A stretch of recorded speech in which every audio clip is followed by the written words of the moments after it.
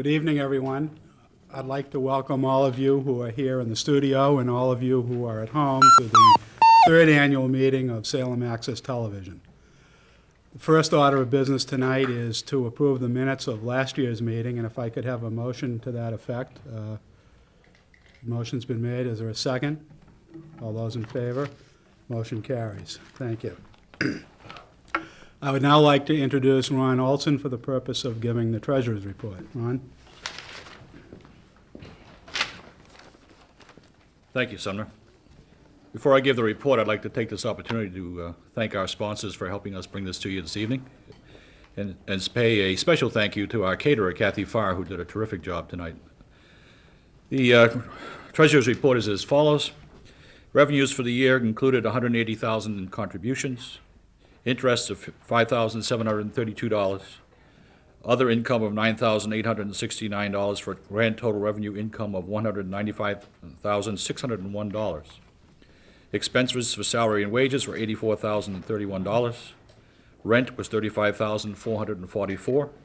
Miscellaneous expenses totaled $59,671 for a grand total of $179,146. If you do the math, it comes out to the fact that we had actually an excess of revenue over expenses of $16,455, which went a long way to making the third edit suite possible. We thank you all.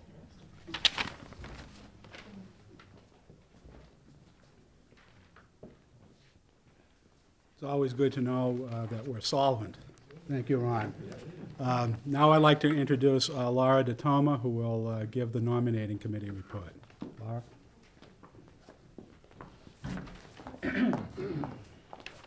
Hi. I'd like to give you the names that were selected by the nominating committee as members for the Board of Directors. It's Charlie Walsh, Perla Pregero, and Felicia Sullivan.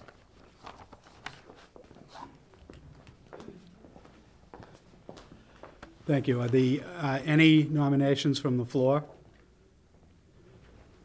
Any at all? Hearing none, could I have a motion to direct the secretary to cast one ballot for the nominees? Motion's made. Is there a second? Second. Thank you.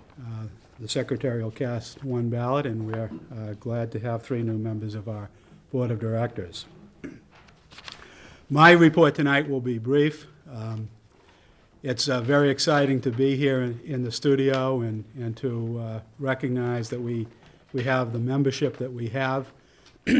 A year ago when I stood here, I said that we'd really just begun. We'd built a studio and we'd begun some programming and we had developed some membership, but the real challenge was ahead as we developed the studio to its fuller potential.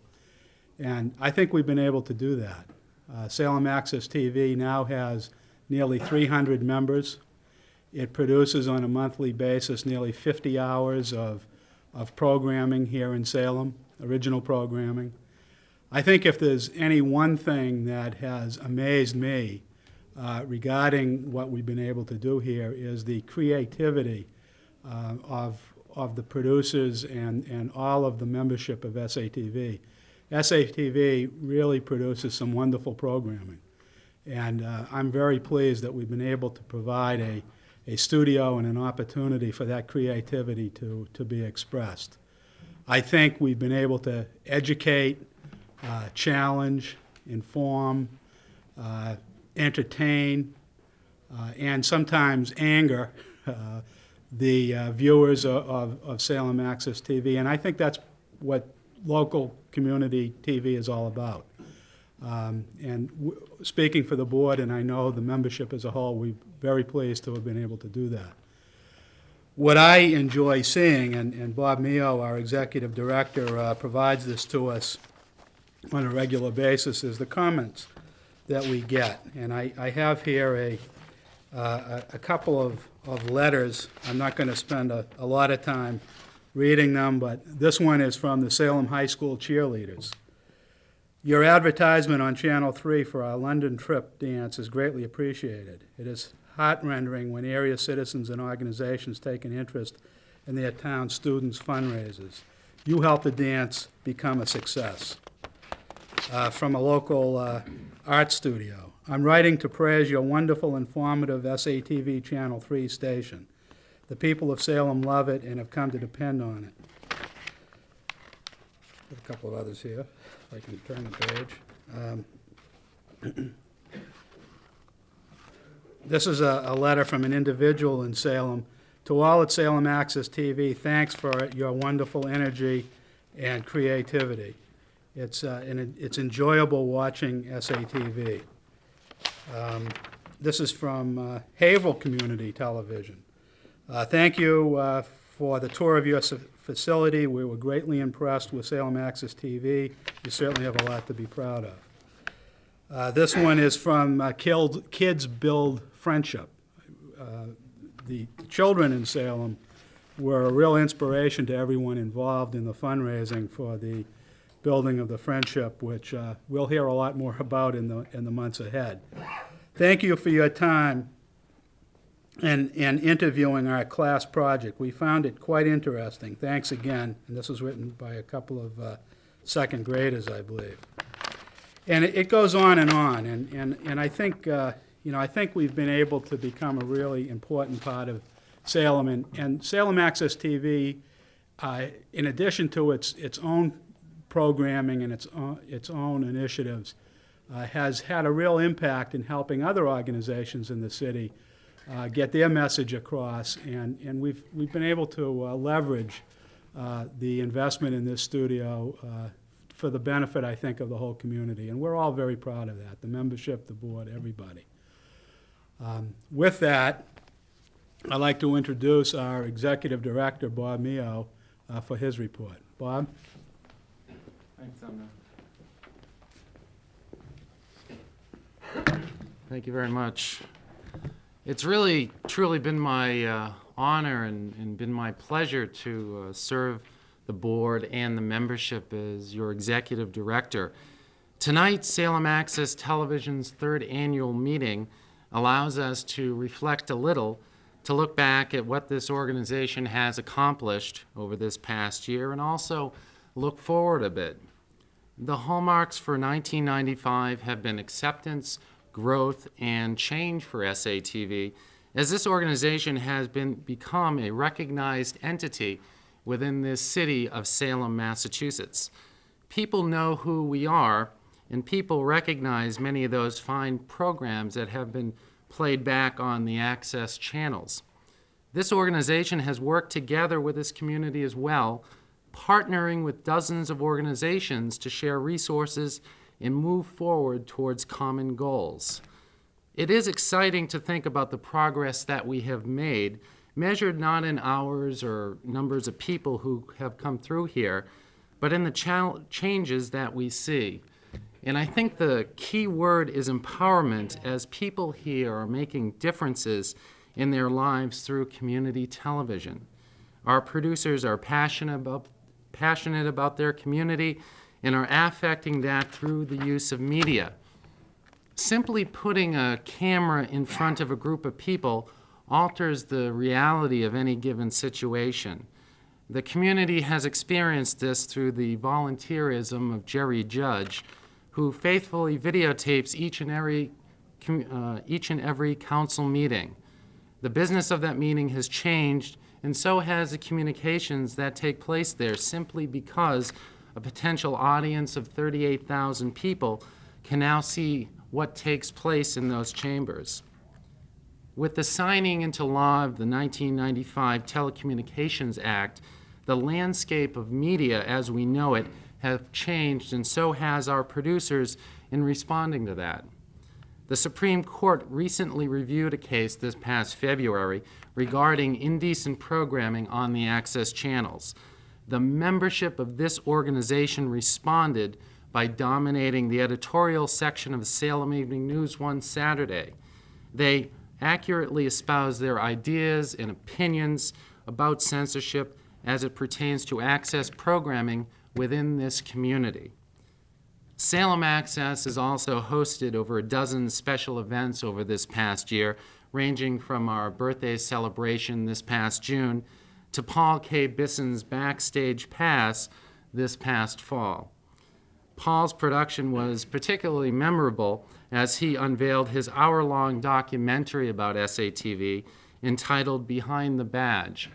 And I was particularly impressed with the tenacity of Paul, his willingness to produce a truly great piece of art, and of course the party that followed, allowing us all to revel in his accomplishments together. New programming also has been a bit of a hallmark for SATV, and it seems to have cropped up almost weekly here, with Dirty Laundry airing a few months ago, Behind the Badge, a program by the Salem Police, Books Alive, a dramatic reading project by the kids at the Greenhouse School, and really so many more, and too much to list here. The key, though, is that Salem Access Television programming works because it is community-focused and community-driven. Each program is self-perpetuating and self-sustaining, propelled forward because of the talents, ingenuity, and sheer guts of our program producers.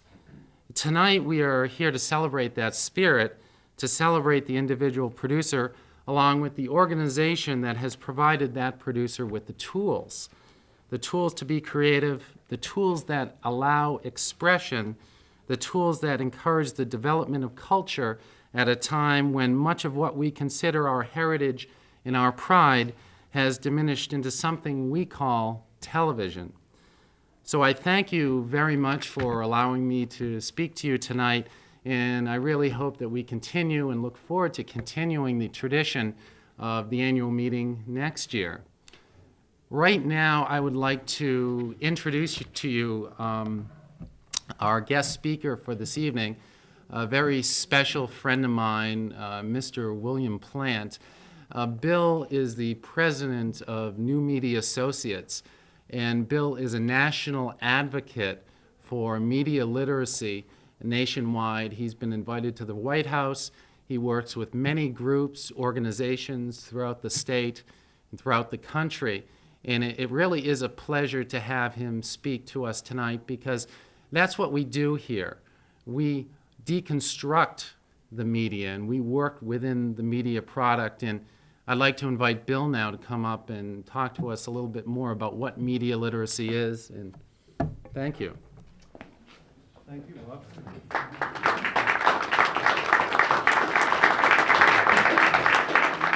Thanks very much.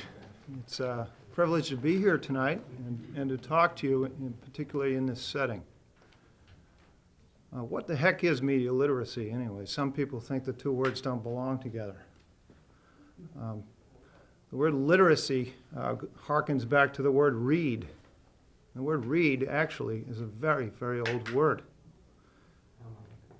In other times, before the predominance of print, the word read meant to be able to look at the sea and to know that it might not be a good idea to go fishing that day, or to look at the sky and to know that we should bring in the hay in a big hurry.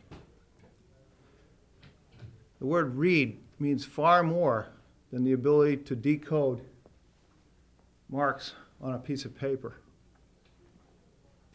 But for the last 500 years, the media that education has honored has been these marks on the page. It may be lamentable, but these marks on the page are not the media of choice today. Print has reached the end of its rope. It will always be with us, but it is passing, just as the oral tradition before print arrived passed. What we have today is a world of multimedia, where visual images, powerful audio, sounds, and signals, together with print, create a whole new paradigm of communication. And this is wonderful in its power.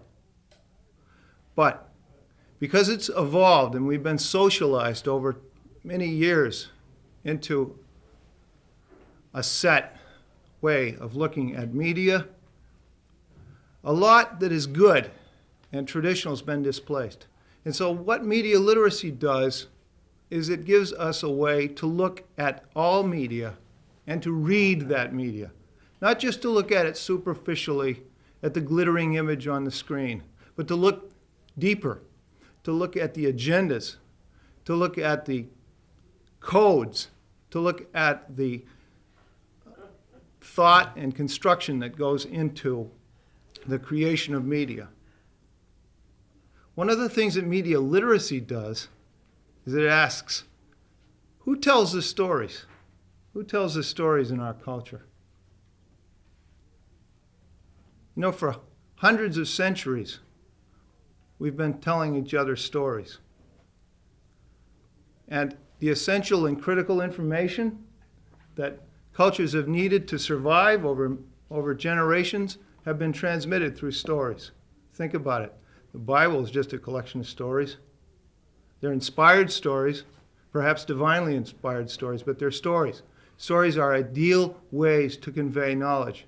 The Wampanoags have a saying that is very memorable, and it speaks to the power of stories and the power of spoken words and mental images to convey knowledge, knowledge that will last and endure. The Wampanoags say, you don't plant the corn until the oak leaf is as big as a mouse's ear.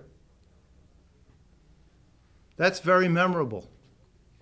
That's the kind of saying which, embodied in a story, will transcend the lifetime of one person and travel easily across generations. People have always told stories. The German people told stories that would frighten their children from wandering far from home. They were cautionary stories. The Maasai in Africa tell stories to their children. Traditional people all around the world tell stories, and indeed, we are an intensely storytelling culture. The difference is that in our culture, we have given our storytelling function over to an appliance. And we sit in front of that appliance an average of 6 hours a night, and it speaks to us. It tells us stories. But why does it speak to us? It speaks to us not for the good of the culture. It speaks to us not because it wants to convey the necessary information that promotes life, that promotes the building of character, that promotes values. It speaks to us for profit. Commercial media, which dominates our culture, which is our culture, it's not an influence in our culture, it is our culture. It is the first curriculum of our culture.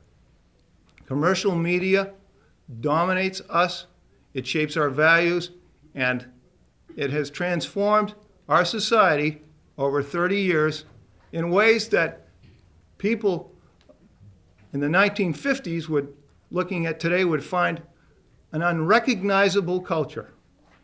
Or put another way, imagine what would happen if television, if commercial television in its present form suddenly landed full-blown in the middle of the 1950s.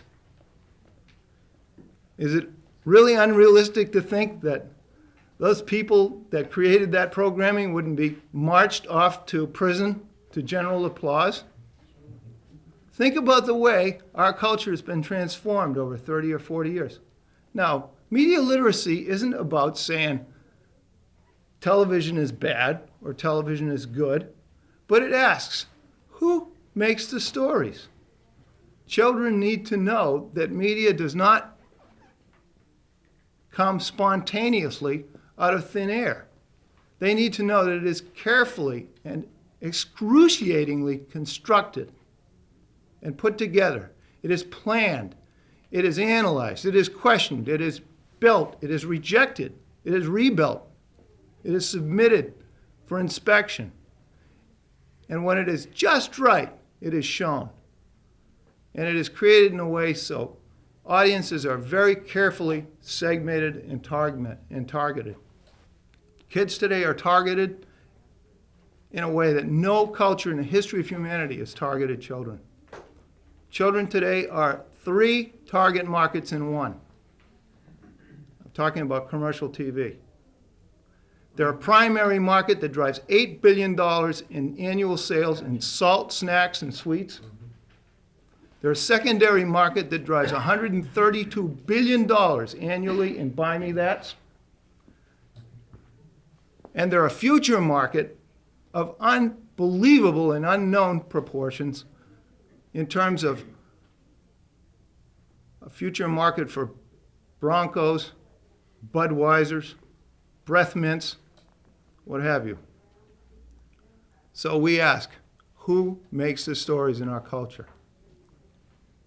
We teach teachers to incorporate more than this media, which is a wonderful media, which I honor,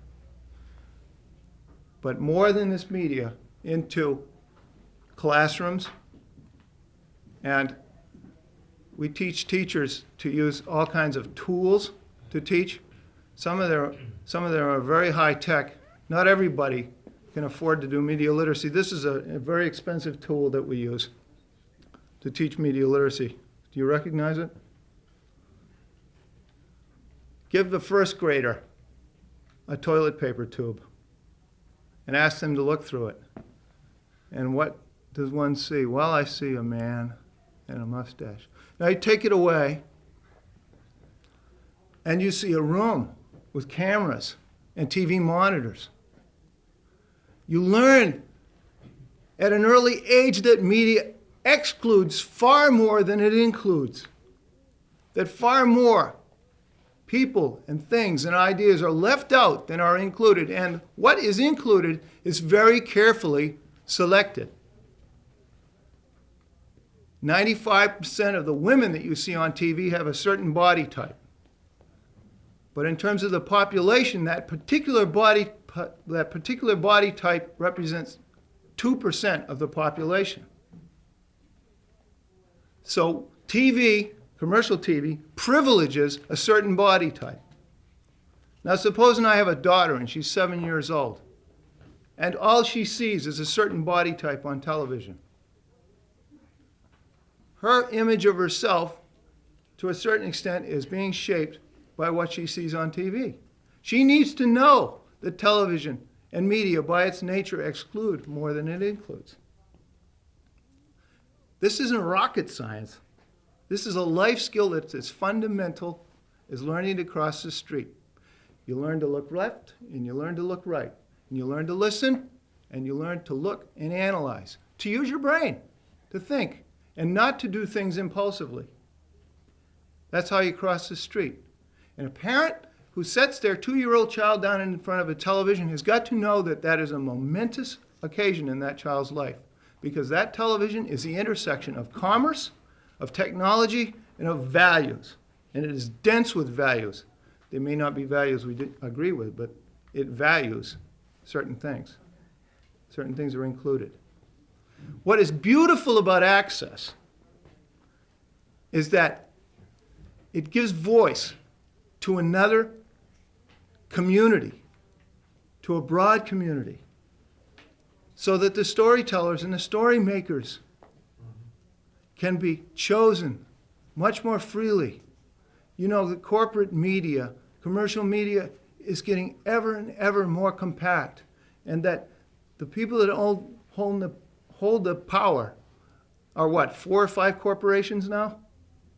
So access is a wonderful antithesis to that trend. And in terms of media literacy, it's the key to everything, because it really gives people a voice. It gives local people power, because storytelling and the ability to make stories and be heard is the essence of power, and it has always been the essence of power in all peoples at all times. There was a saying by a Scotch patriot named Andrew Fletcher that said, if you can tell the stories in a culture, you don't have to worry about the laws. And that's true. And again, if you think about the way we were in the 1950s and the way we are in the 1990s, and you realize how, without a single law, we've been transformed from what we were to what we are. And I'm not saying what we are is bad, but we're surely different than we were a generation or two ago. You realize that the power of media is awesome. And no one can tell where this century, this one tiny century that we live in, which is so different than all the centuries that preceded it, is going to lead. We think that it's important that every child and every parent learn what media really is, and learn not only to look critically at media, but to create media. And that, again, is what cable access is all about. And that, again, is why I'm so glad to be here tonight, speaking with you and sharing what I feel and what I believe to be true. Thank you very much.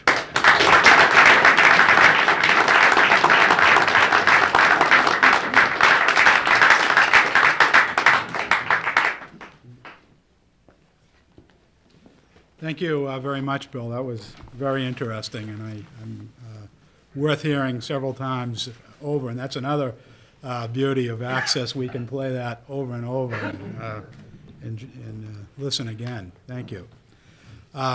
This is a happy night. Annual meetings usually are, particularly when things are going well. But it has a twinge of sadness to it as well, because we are losing two directors of SATV who have been with us from the very beginning. And the very beginning was not in a beautiful studio like this. It was in a small conference room when we were all scratching our head, wondering what we were going to do to create this. So we're going to miss both of those people who have given so much of their time and energy and creativity toward what we've accomplished. One of them, Jay Oker, is unable to be here tonight, but we do have a gift for him, and we will be sure that he gets it. The second director who's leaving us is Ruby. Ruby, would you come up and come on?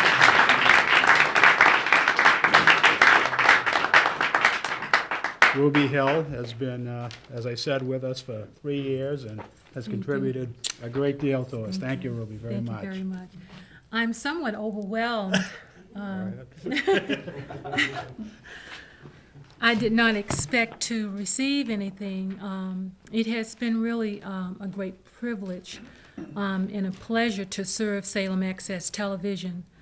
And I want all of you people to tell your friends that it's a great way of expressing yourselves by being involved with it. I would like to thank the board members for just being part of you, and I'm going to miss that. I'm involved in a lot of different things, and right now, I don't think I have the energy and the time to really give to the Salem Access Board, which I think it deserve and it should have. So thank all of you very, very much. And I'm going to miss you, and I will be down. Okay, thank you.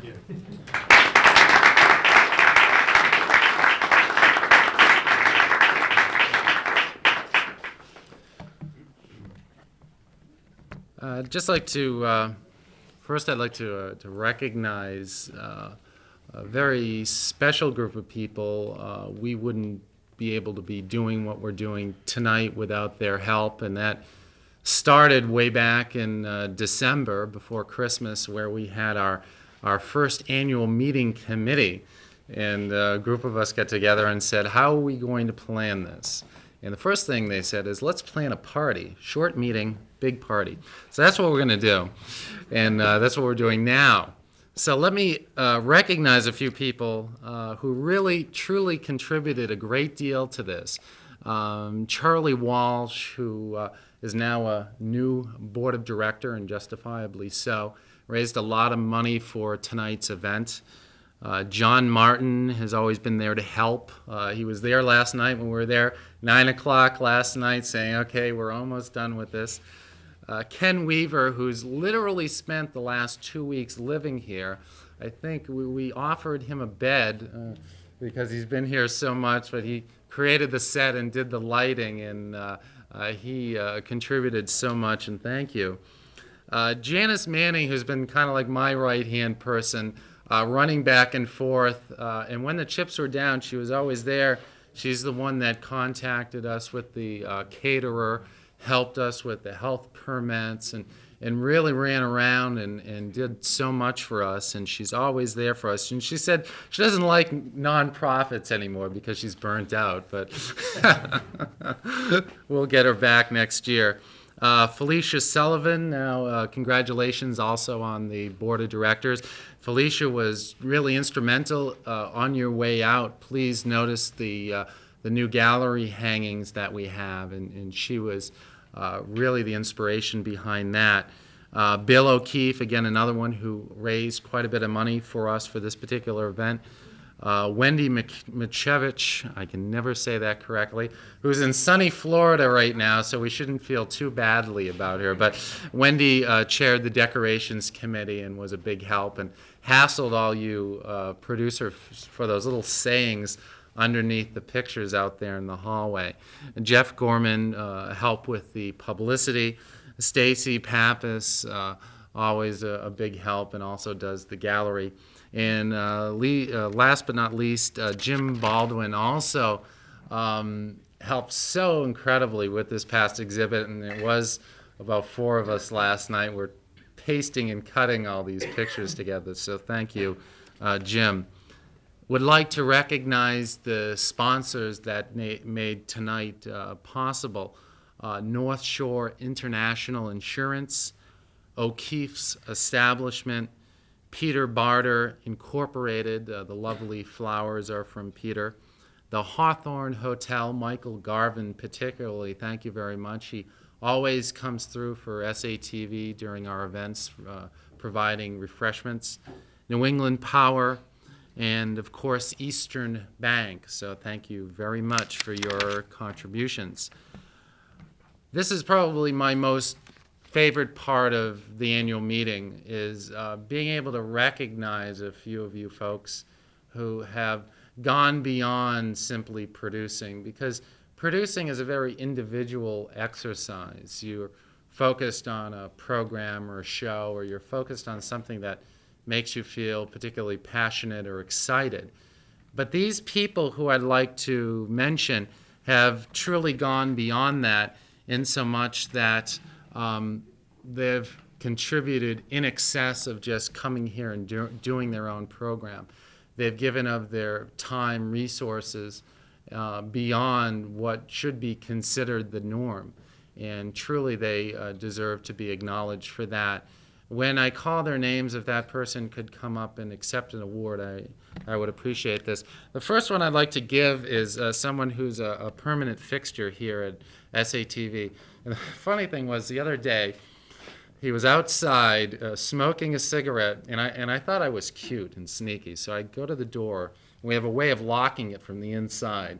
So I lock the door, and I sneak behind the blinds. And Paul finishes his cigarette and pushes the door, thinks a minute, and then does the Wonder Woman spin, attempting to change himself into something else to try to get in the door. Well, it worked. He's here, and if he could come up and accept his award, Paul Bissing.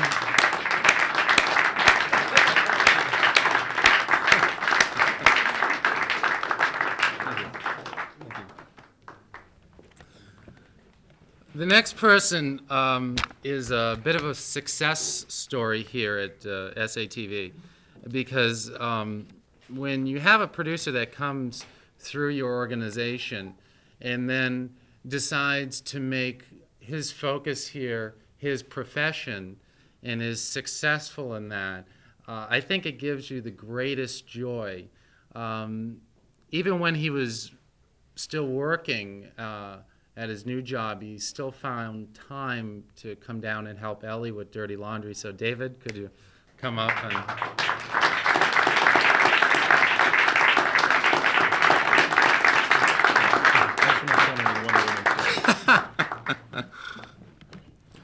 This person needs no introduction.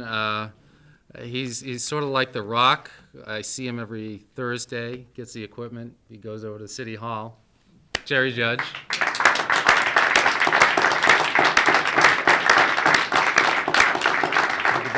Thank you. There's one person who I know isn't here tonight, but I would like to talk to her just a bit. Bronislava Moore came to us initially, and she said, I can't do community television. And Mache was right there helping her along. And she was so appreciative of our help that she was always bringing us in Polish bread, and then started volunteering every Tuesday to answer the phones and do some secretarial work. So I'm sorry she can't be here tonight, but she was a really, truly an inspiration for us, and really the hallmark of the kind of dedication that we really look towards here at SATV. So I'd like to give her a round of applause. Over the last couple of months, you've been enjoying a number of exhibits here at Salem Access Television. People remark that they come in and there's always something new on the walls. And when we were putting up this exhibit here, a couple of people came in and noticed how stark it was. And so I really have Stacy Pappas to thank for her dedication and involvement and vision that has really driven the gallery of SATV forward. And I know David's here to accept this for her.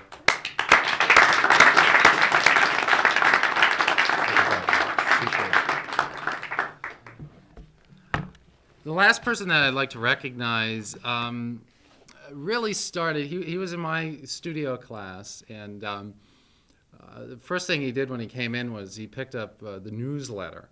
And he's looking at it, and he said, "It's okay, Bob." And I said, "Well, Jim, you could, if you don't like it, why don't you do it better?" And he has. And in fact, Jim Baldwin has donated his time to create a newsletter that is recognized statewide for excellence. I'm the president of the Massachusetts chapter for the Alliance for Community Media, and everybody talks to me about this particular newsletter. It's exceptional. And Jim donates a lot of time every month in putting this thing together. So Jim, if you're here, if you could come up and accept this.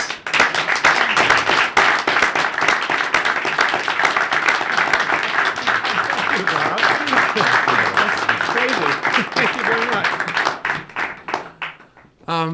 The last couple of people I'd like to recognize are folks that are dear to me personally. It's not just the board and I who really make the Access Television station move forward. It's really the staff.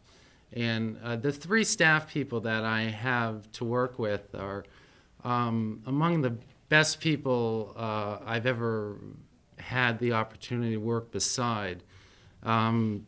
They make my job so much easier.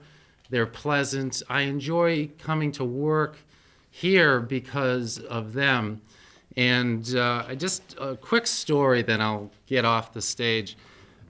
We go out to lunch every month, and one particular month, the first Tuesday of the month, we were all talking about what we wanted to eat. So somebody's saying, let's go for Mexican, and the other says, let's go to the Pig. No, let's go to the Lyceum, that's too expensive. So we're all trying to figure out where we wanted to go. We wasted like 20 minutes talking about where we want to go. And at that point, I couldn't go. So I said, guys, look, you don't have a clue. Go to the Thai place, okay, at Museum Place. They said, well, Thai food, I've never really had it, okay. So they went, they came back, they loved it. So every time, it's been 3 months now that we keep on going back to the Thai place to eat. So I just thought it would be appropriate if Ellie, Mache, and Ann could come up. Guys, I know you hate doing this, but come on up.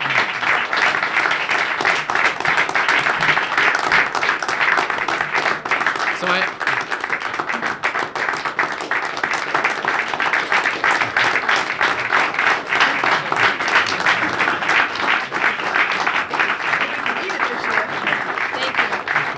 I only thought it would be appropriate to feed them.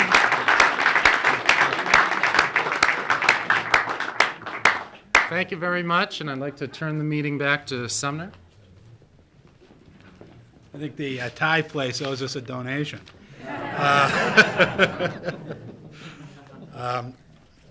Just in conclusion, is there any other business that should come before the annual meeting? If not, before I adjourn the meeting, I must tell our people who are watching at home to stay tuned. We're going to cut to a roll-up, correct? See, I learned the lingo. And then we're going to come back with some live entertainment. So stay tuned, and I declare the meeting adjourned. Thank you.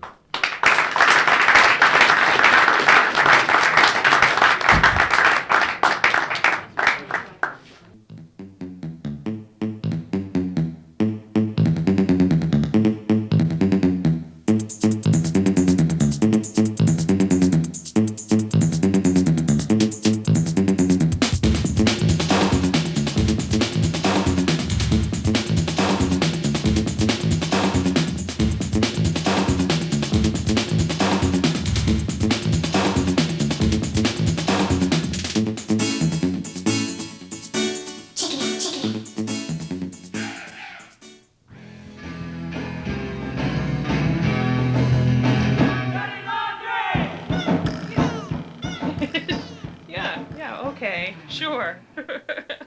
You keep believing that, Paul. No, I mean, obviously I trust your judgment in the matter, and I've already warned the kids. Now there's this really scary man that's gonna direct tonight, but it's okay.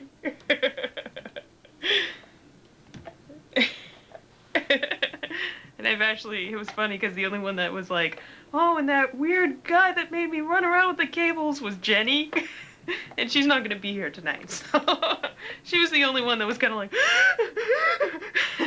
going into convulsions. But besides that, everybody else is kind of like, okay, whatever. So it should work. Super, super. Okay. Bye.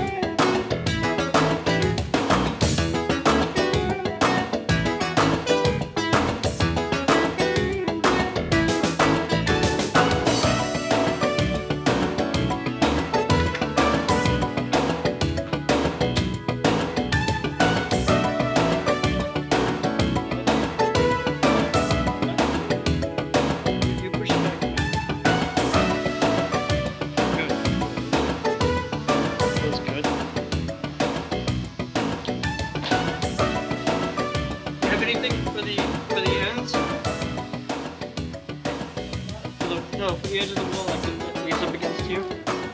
We put big old gallon jugs, you know, those big pink gallons at the bottom. Oh, okay. Kind of, so that they don't rot. Yeah.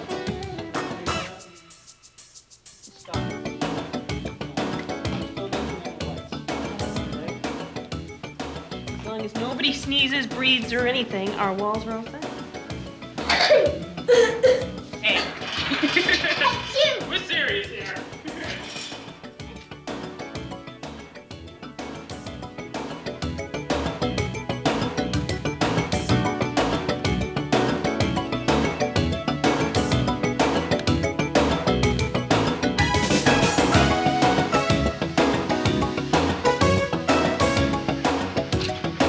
We'll have to pick it up.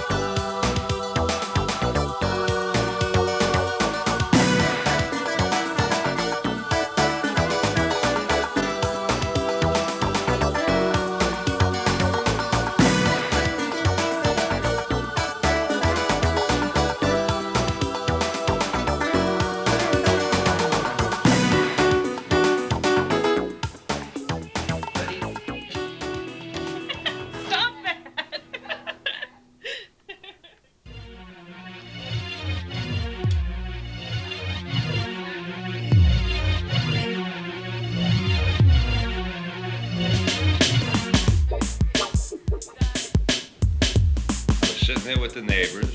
We had the popcorn made. I'm saying, what is this? Well, 12 people that were only calling David, and there were people who called here also. Okay. Look. Wow. Got a fan base. Yeah. Well, 12, think of it, 12 people that called. Cost me Think a of lot. all the people that didn't call. Cost me a lot of money, but the hell with it.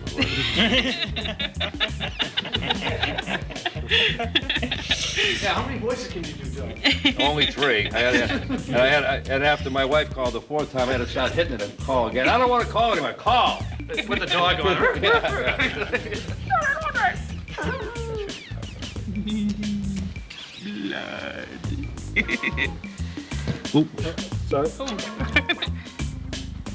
Don't kill him quite yet. Is that all we're gonna have? A couple dots? Oh, no. No, I'm going to put some in my hand.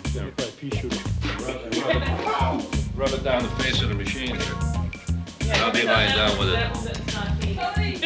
Which one? This one? Yeah, we can watch that one. It'll come right off. Yeah. No problem. Painted? My gosh, it is painted. Yeah, they're all painted except for that.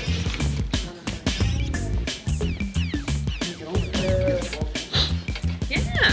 Phone call. On Thursday night when Tom made us phone calls. One of them was not CBS or NBC or any of those guys. wasn't Aaron Spelling saying, hey. Yeah. Put you behind Savannah. Oh.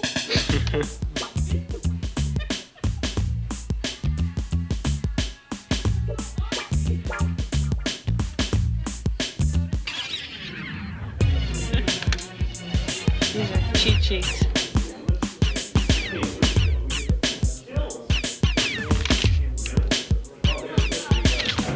I'm gonna staple that on Larry's head.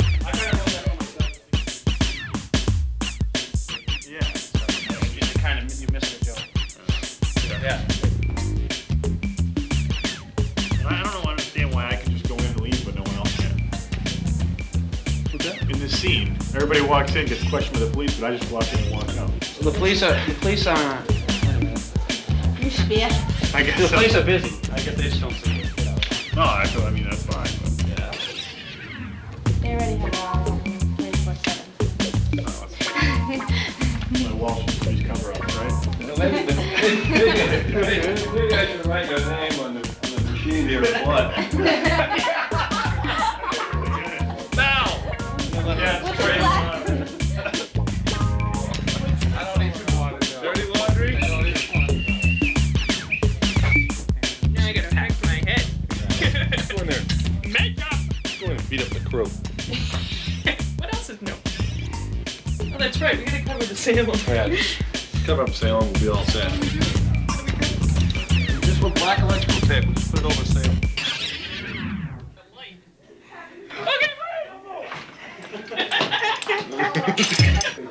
Okay, Canada Alkali. Jeez, what happened to the town crier? He's been shot. Shot? Wow. That's gonna cover me. I love that one.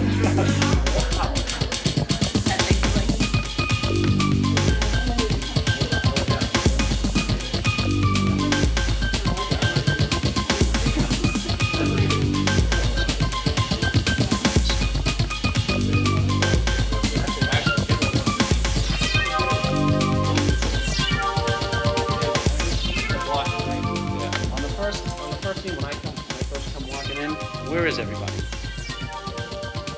Right there. Standing around his body. It's gonna be tough. Oh, it's gonna be there? All right. Because that's where he gets And everybody's gonna be sort of standing In front of that here. one.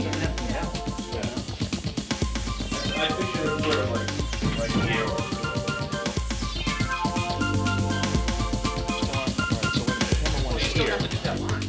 Camera three. Camera three. No, that is camera three. Shot number one. Okay. Camera So three. camera, or then it's still on 3, then camera 2, and Glenn says, wait, shouldn't we call the police or something?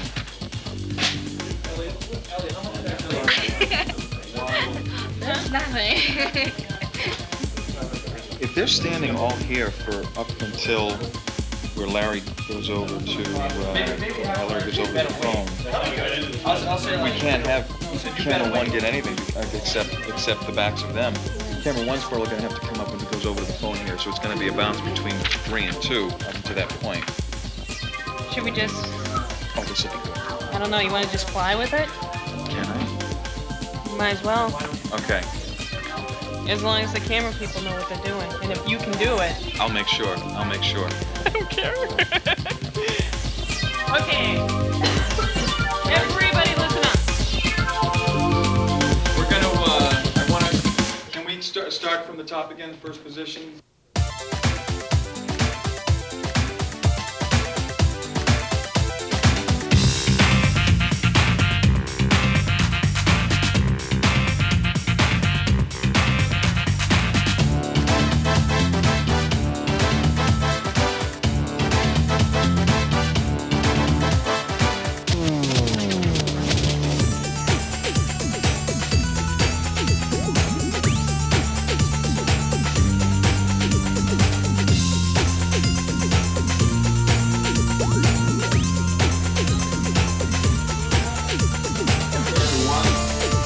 Start first positions. This is a run through. And action. Oh my goodness mercy, isn't that the little road man? Oh, yes, oh. Dad? Apparently so. His blood is sprayed all over the machinery and floor tiles. I'll get some off. Oh, well, right! I mean, shouldn't someone call the police or something? Hey guys, what's going on? Oh my God! What happened to Mel? Killed. Are you sure? I mean, has anyone checked him over? Maybe he's still alive. Looks pretty dead to me. He's dead. Well, for Christ's sakes, people, let's go.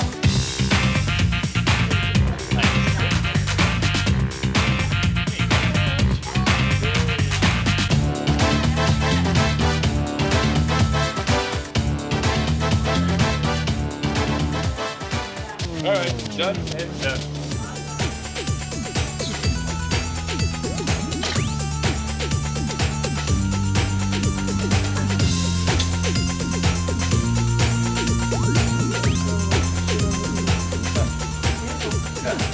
that look okay? That was great. Great. Pause. Fantastic. Pause. We don't have that much space. Wonderful. So, where do we go from here? The next set, I guess. Yeah, super. So we get Mel off the floor? No, Mel's comfy down there.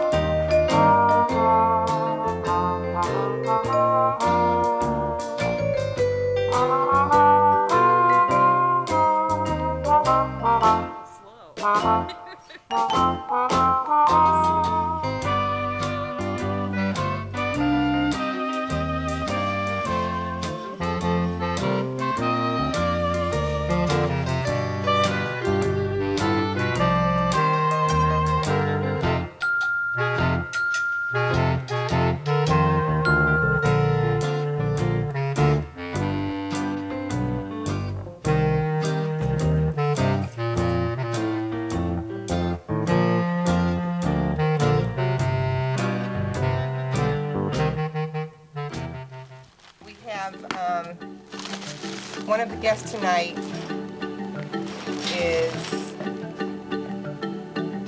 I think it's Ernie Yadoff. He's on the board of directors and he's with the ACLU. And he has a bald spot, so when I was talking to him, he said, can you bring some powder for the top of my head? So he has two choices. He has pressed or powdered. There you go. And I brought some new brushes. The joys of a producer. So, I'm looking forward to meeting him. He sounds like a real sweetheart. We'll see if we can keep him cool and comfortable. An hour and a half, I think under the lights is a long time, don't you? Yeah. Just breeze by. I'm sure. I'm looking forward to a real busy show.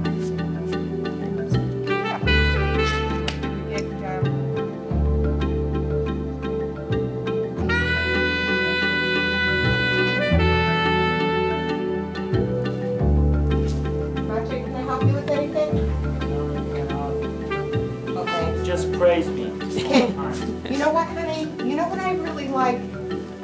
Can you do for me?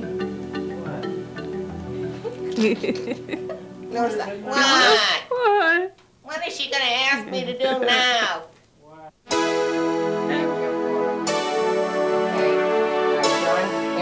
John Martin here at 6:30, 7, which is a little late for camera. Okay, because I want them to practice their shots. So that I would like to leave Dale LeClaire as technical director, but hold this in case there's a change. It would be one of these two people. All right, I'll make a note of it. If there's a change, that's all they want is That's right. who was going to be. Right. I know at least one person is going to be the camera and play in. Right.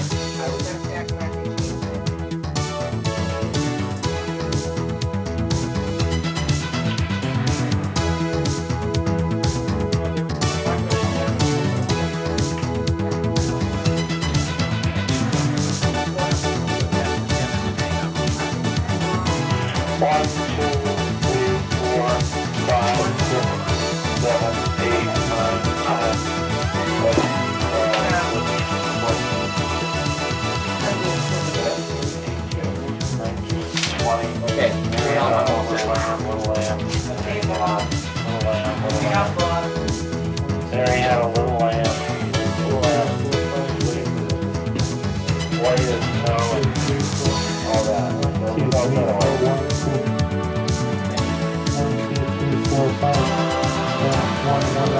Hang on. 116. Okay? Yeah. 1, 2, 3, 4. Can you hear me?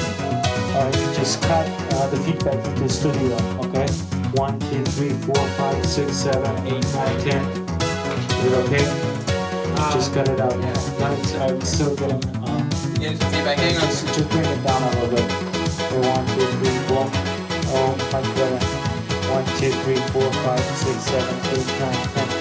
Okay, that's, I think I would do a little higher. 1, 2, 3, 4, 5, 6, 7, 8, 9, 10. Is it okay? Okay, good. Fine.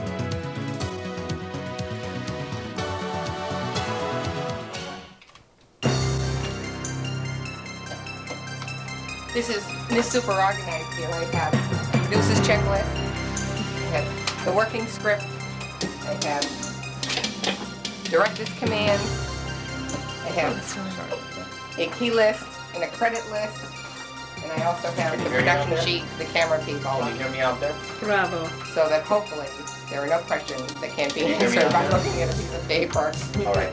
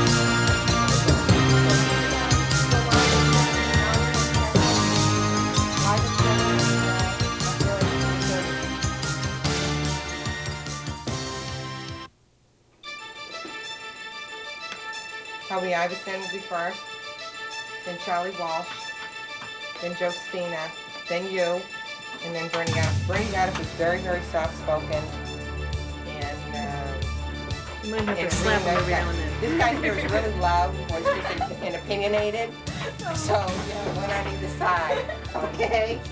And then if you want to look down through the script, you can see. Here's a question. Hi, Joe. Welcome to the show. Oh, I'm You sorry. ready for the live audience? Yeah, I am, as a matter of fact. I was on a live audience last night, and Yeah. things worked out pretty well. Very good. It was a very nice meeting, and how are things going? Very good. We're doing censorship tonight. Censorship of local access television, but we will ask the audience to have a script for you, so that you can see where you come into play and what questions. And if you have any input, or you think there's something you'd like to discuss,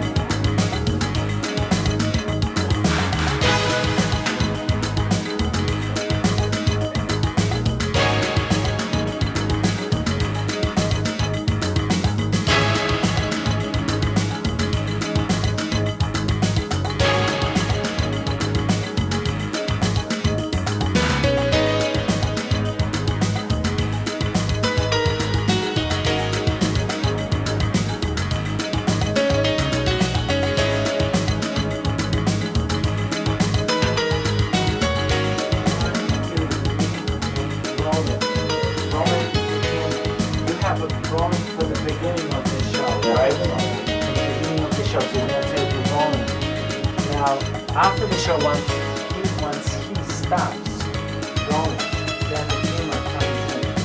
Okay, so you're gonna have 4 cameras there. Like 1, 2, 3, it's going to be scrolling. Okay?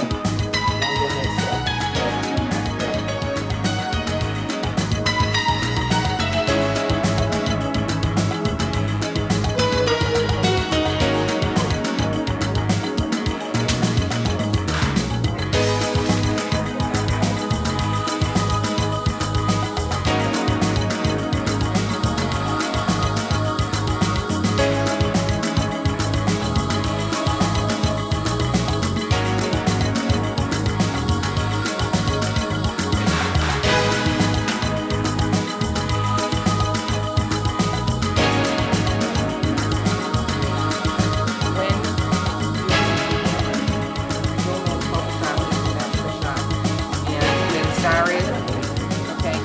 their left shoulder.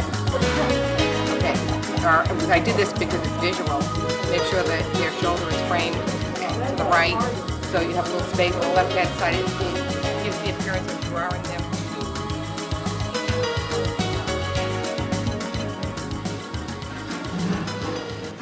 Okay, ready, camera 2?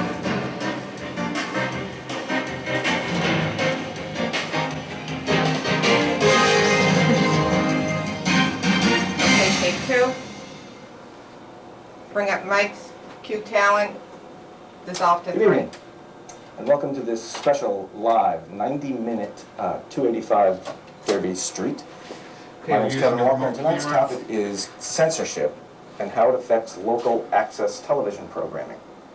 This program has been designed to inform and educate the community and producers at SATV. Set the switches for the Before I introduce our panel, I have the following announcement that our producer would like me to render. Time Warner Cable Community Relations Manager Marsha Bilius was invited as a guest on the panel, declined because of a previous engagement commitment. No alternate was available. That's Kevin, I have a graphic. Continental Cable Community Relations Manager Jane Lyman did talk with the producer and mentioned that Continental Cable had some internal regulations regarding censorship that she would fax along if she got the time, and no fax made it, and the guy's safe is broken. She also declined to be on the panel. Yeah, whoops. Salem Evening News City Editor Helen Gifford declined the invitation to participate in the panel, and also said that no reporter would be available to cover the broadcast. These invitations were made on the second and third week of Kevin's February. camera on.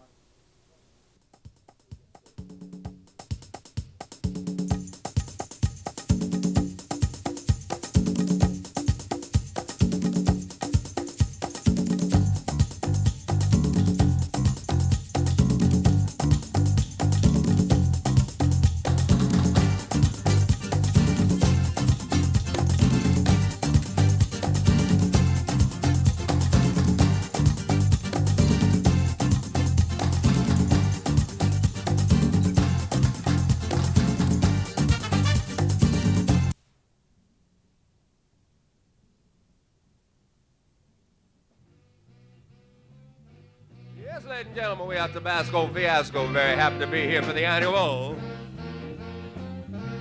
SATV celebration. Oh, come on.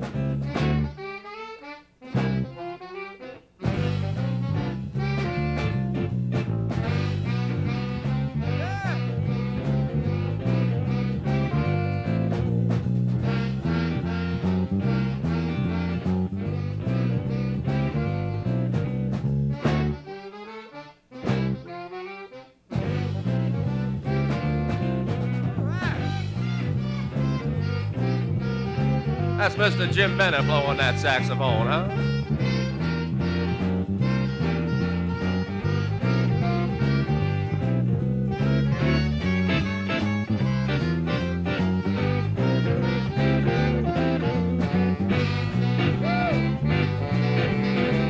Now we got Mr. Swami Lewis playing that New Orleans foghorn.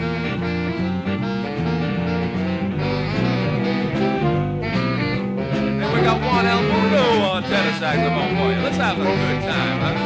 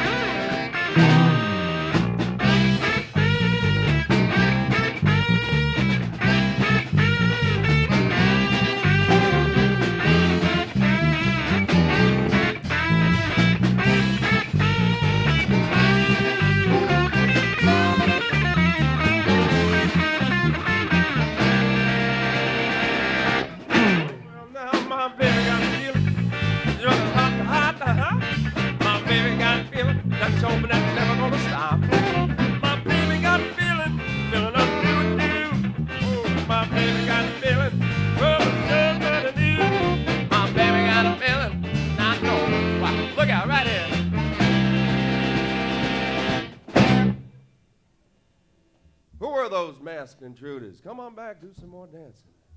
Playing a little bit of the blues for you right now, taking it nice and easy.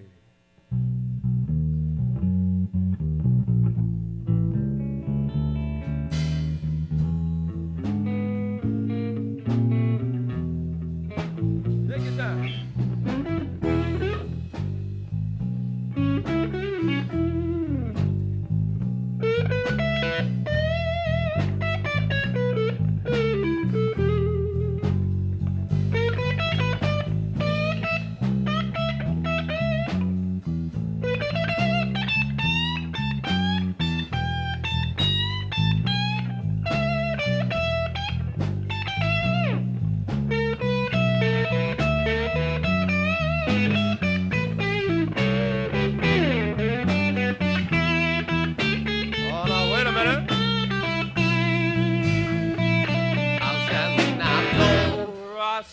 Baby, got to start me off slow.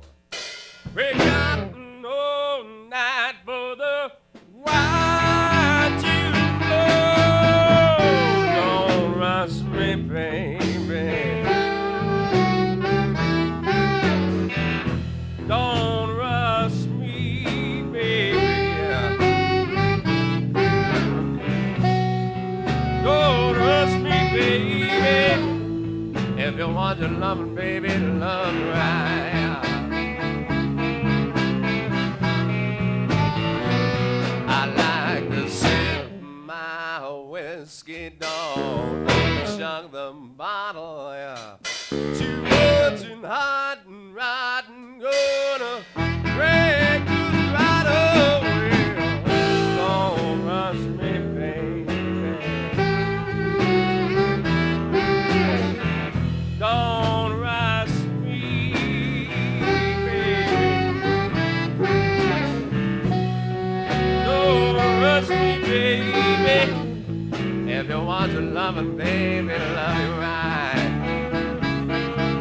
Play that guitar, baby.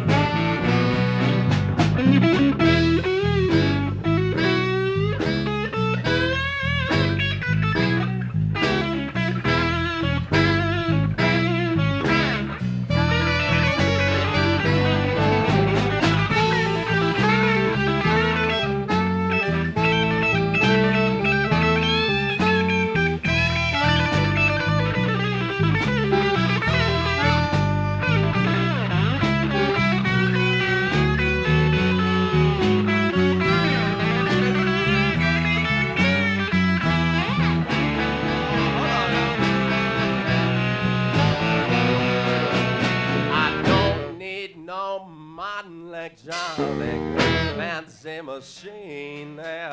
But the old-fashioned way is fine. We'll be here. Don't rush me, baby. Don't rush me, baby. Don't rush me, baby.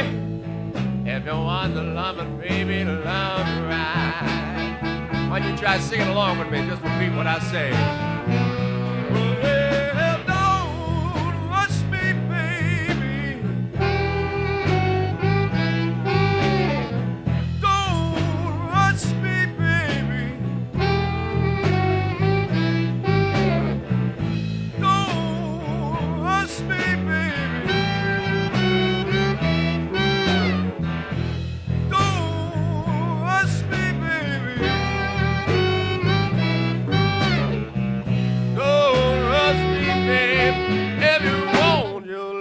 Baby, love you right.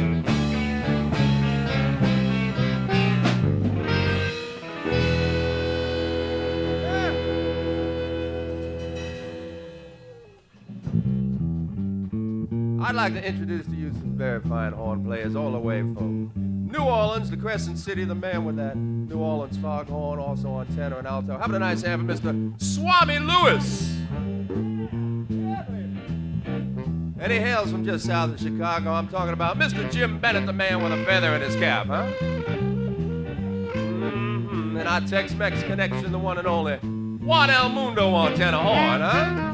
And you're not gonna find a finer drummer anywhere. Having a nice hand for Mr. Glenn Rogers on drums over there, baby. Yeah, we got Tommy Gunn on guitar, and my name is Less Tragedy. What do you say we do a little thing called Jim's Boogie? Are you with me, baby? Yeah. I mean, are you really with me, baby? Yeah. 1, 2, 1, 2, 3,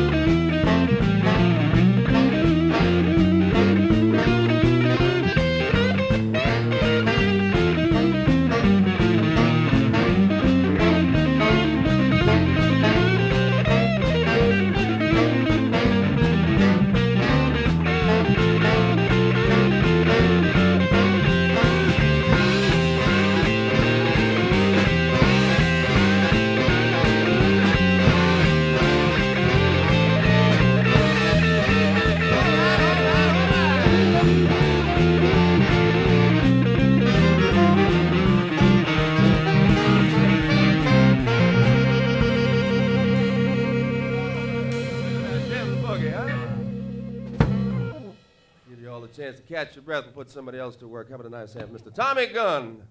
Gonna do a couple solo pieces for you. Give you a chance to chill out. We're very happy to be here. We are Tabasco Fiasco. We also have some fine New Orleans Zydeco music coming up in just a little bit.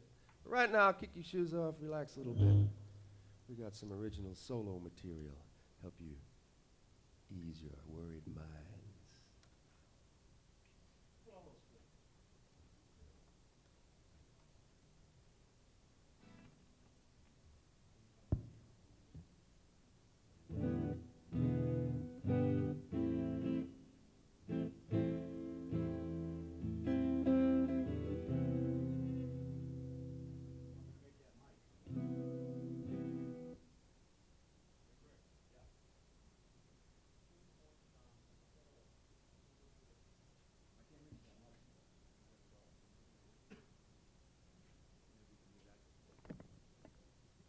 Thank you. Thank you very much. Thank you, honey.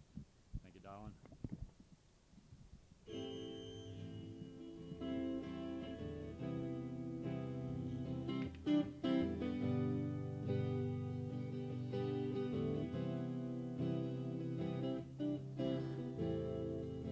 I wonder what happened last night.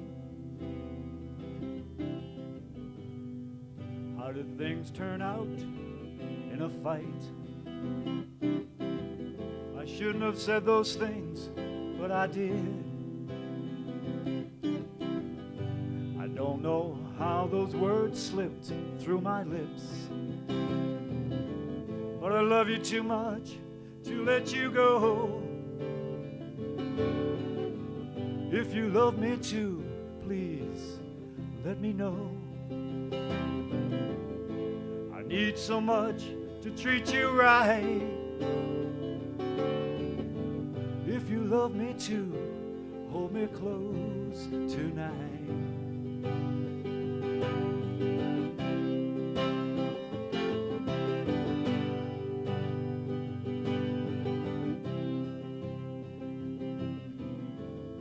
I hope I can turn this love around. Must I wear this mask of a clown? Should I hope? Should I even try? Should I let my love just walk on by? But I love you too much to let you go. If you love me too, please let me know. I need so much to treat you right. If you love me too, hold me close tonight. If you love me too, hold me close tonight.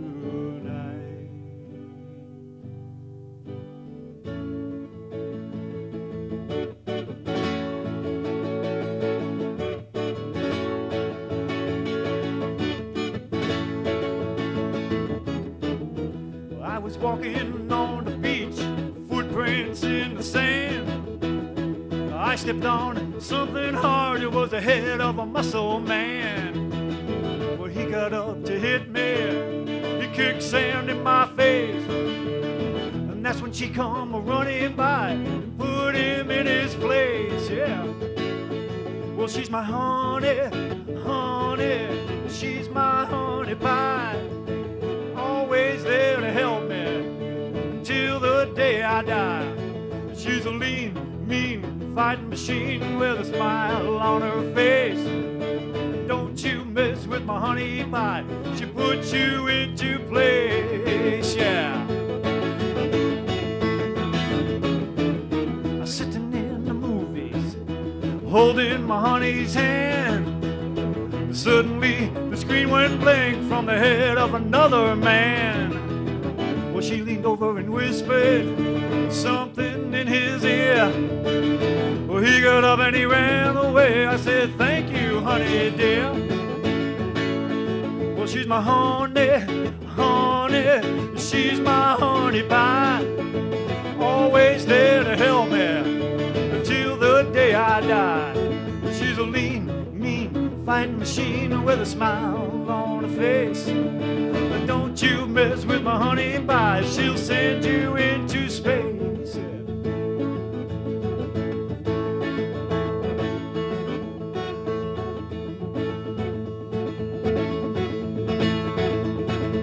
Said I met a girl on the street last night.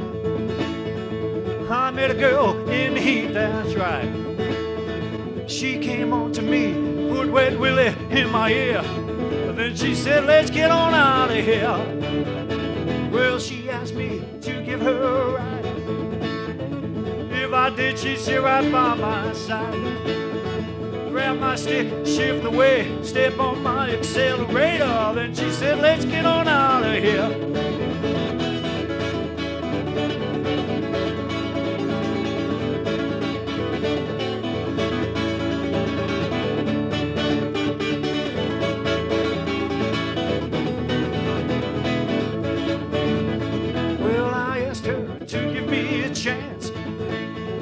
But she said that she don't like romance.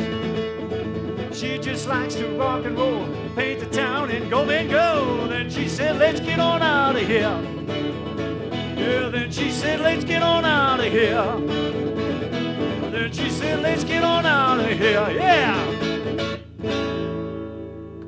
Thank you very much.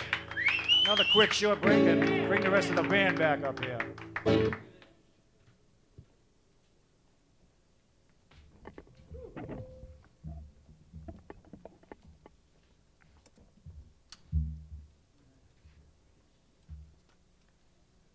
Well, all right. What we got here is a little New Orleans music for you, a little Zydeco coming up. And we're going to see if we can get a volunteer from the audience, namely Mr. Ken Weaver, to come up and play the old rub board.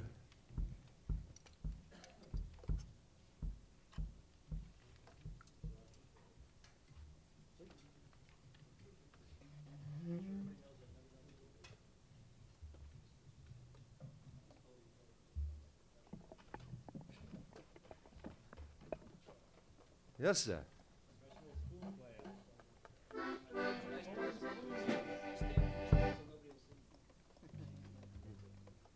Yes, sir. We're going to start it off with a little bit of the New Orleans street rhythm. Mr. Glenn Rogers, if you would, sir. Now, if it was Mardi Gras time, you missed it this year, you'd be down in New Orleans, and you'd hear this rhythm coming down the street, and you know the parade would be sure to follow. Well, we've taken this rhythm, a little bit of the Cajun melodies, some of the Zydeco excitement, put it together, wrote a song called I Just Don't Know.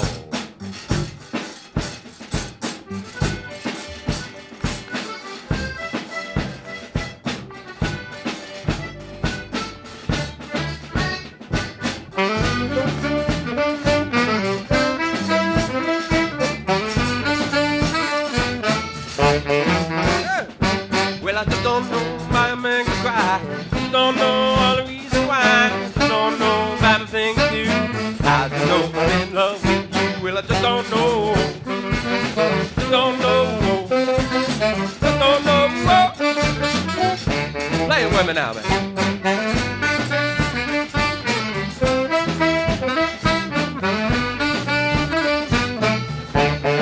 Sing it with me. Well, I just don't know.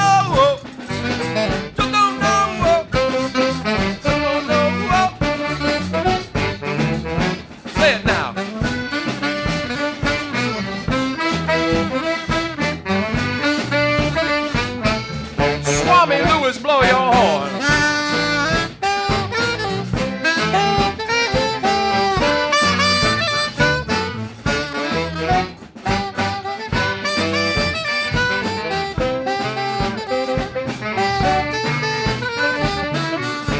Everybody play.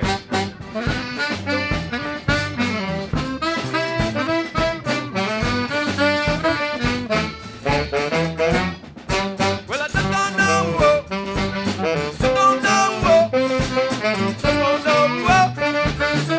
Sing it with me again like that. Well, I just don't know. Just don't know. Don't know. Everybody play.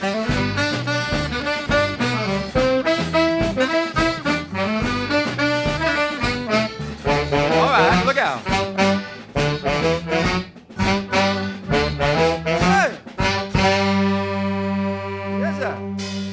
Yes, toi.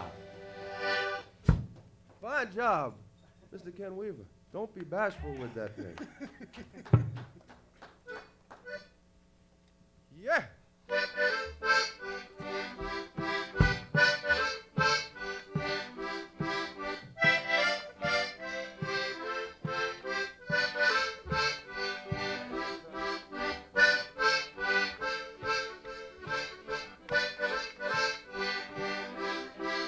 Girl, you catch my eye every time you're walking by.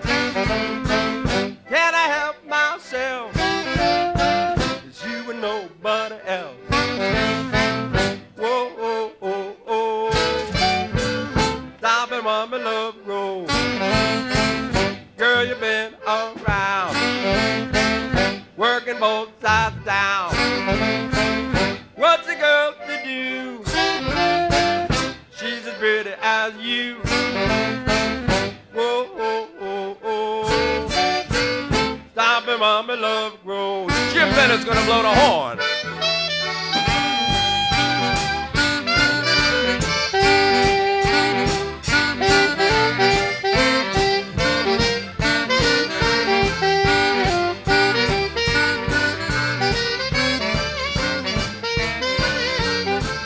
Come on, man, come on.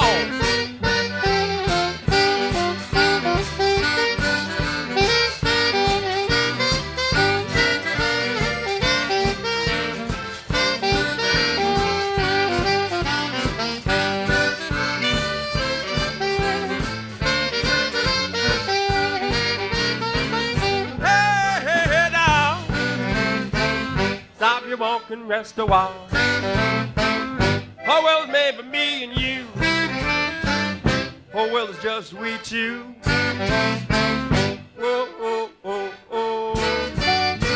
I want to hear the votoir and the drummer do that dance.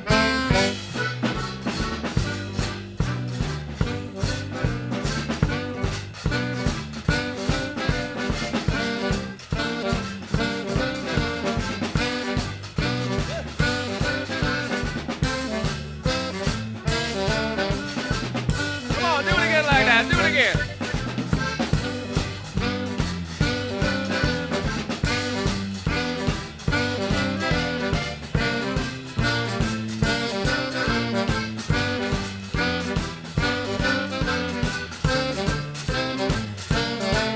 I want to hear Swami Lewis. Swami Lewis, play me. Take me down to New Orleans, baby.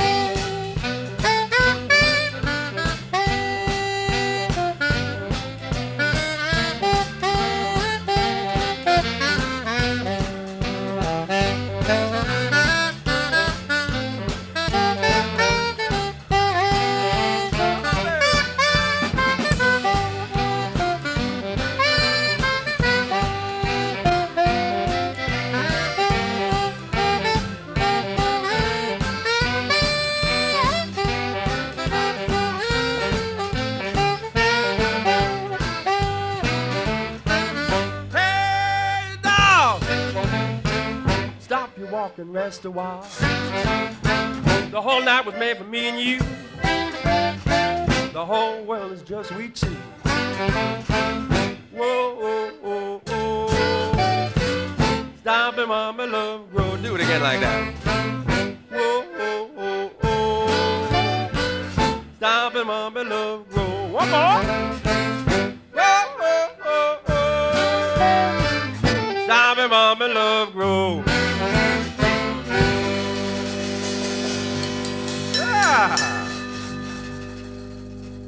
Well, all right. Once again, we are Tabasco Fiasco, very happy to be celebrating with Salem Access Cable TV. Their anniversary, may there be many, many more. We'd like to conclude with our theme song. It's called Let the Good Times Roll. And the only way that you can't get stuck playing the Votoir all night is if you find another volunteer. And I'm sure they're out there. We'll start it off for you.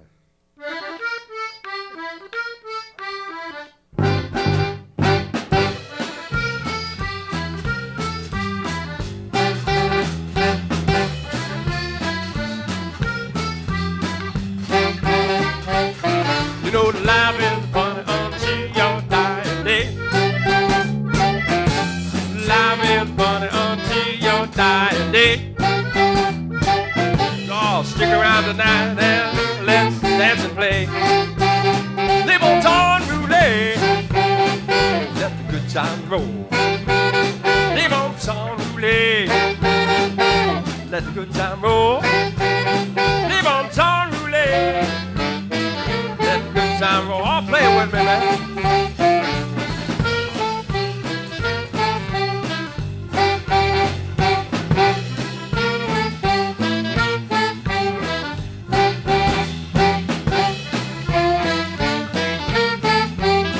I want to hear Juan El Mundo on saxophone.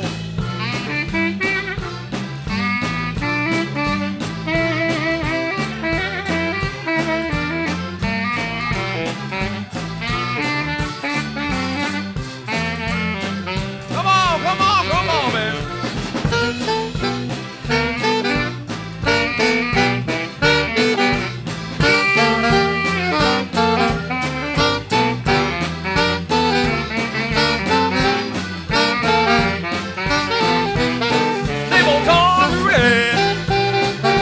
The good time roll. Live on torn roulette. Let the good time roll. Live on torn roulette. Sacrifice my soul. Play it one last time with me, man.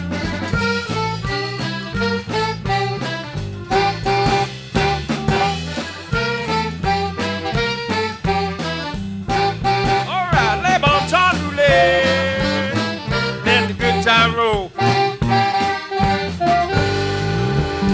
Thank you, ladies and gentlemen.